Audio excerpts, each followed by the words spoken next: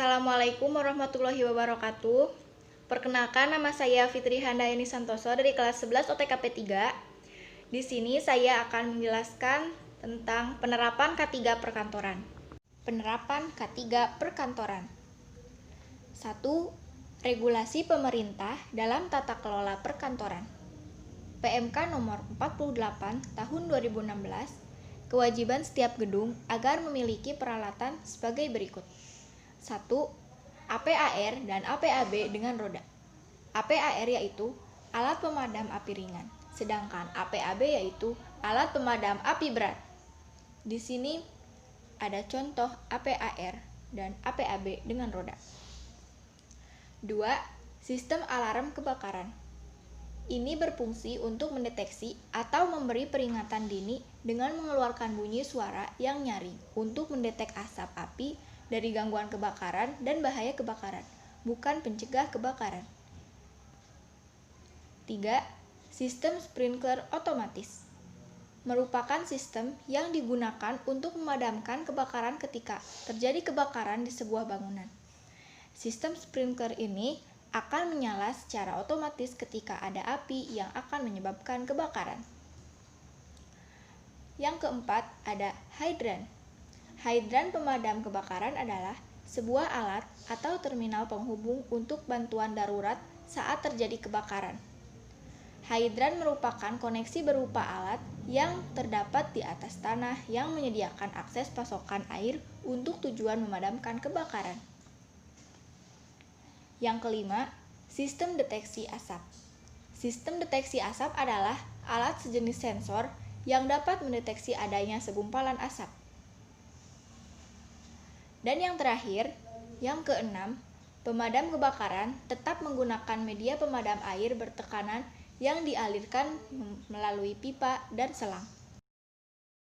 Tujuan penerapan K3 di tempat kerja. Ini merupakan tujuan utama. 1. Melindungi dan menjamin keselamatan setiap tenaga kerja dan orang lain di tempat kerja. 2. Menjamin setiap sumber produksi agar dapat digunakan secara aman dan efisien. 3. Meningkatkan kesejahteraan dan produktivitas nasional. 3. 5 kewajiban utama tenaga kerja dalam penerapan K3 perkantoran. 1. Memberi keterangan yang benar apabila diminta pegawai pengawas atau keselamatan kerja. 2. Menggunakan alat pelindung diri atau APD yang diwajibkan. 3. Memenuhi dan menaati semua syarat K3 yang diwajibkan. 4. Meminta pada pengurus agar melaksanakan semua syarat K3 yang diwajibkan. 5. Menyatakan keberatan kerja di mana syarat K3 dan APD yang diwajibkan diragukan. 4. Jenis-jenis alat pelindung diri. 1. Alat pelindung kepala. 2. Alat pelindung mata. 3. Alat pelindung telinga.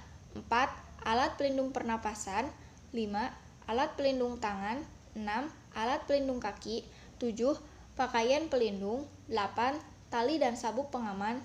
9. Dan seterusnya. 5. Faktor-faktor penyebab terjadinya kecelakaan kerja.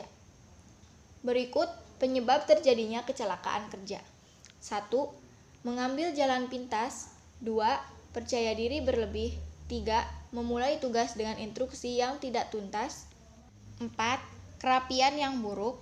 5. Tidak memperdulikan prosedur keselamatan. 6. Gangguan mental dari pekerjaan. Dan 7. Gagal merencanakan pekerjaan. 6. Keselamatan berbasis perilaku. Berikut faktor penentu perilaku. A. Faktor internal. Karakteristik orang yang bersangkutan yang bersifat bawaan dan berfungsi untuk mengolah rangsangan dari luar. Misalnya, tingkat pengetahuan, kecerdasan, emosi, jenis kelamin, dan seterusnya. B. Faktor eksternal. Meliputi lingkungan sekitar, baik fisik maupun non-fisik, seperti iklim, manusia, sosial, budaya, ekonomi, dan seterusnya. Sekian penjelasan dari saya, mohon maaf apabila banyak kekurangan dan kesalahan. Wabillahi taufiq wal hidayah. Waridho walinaya. Wassalamualaikum warahmatullahi wabarakatuh.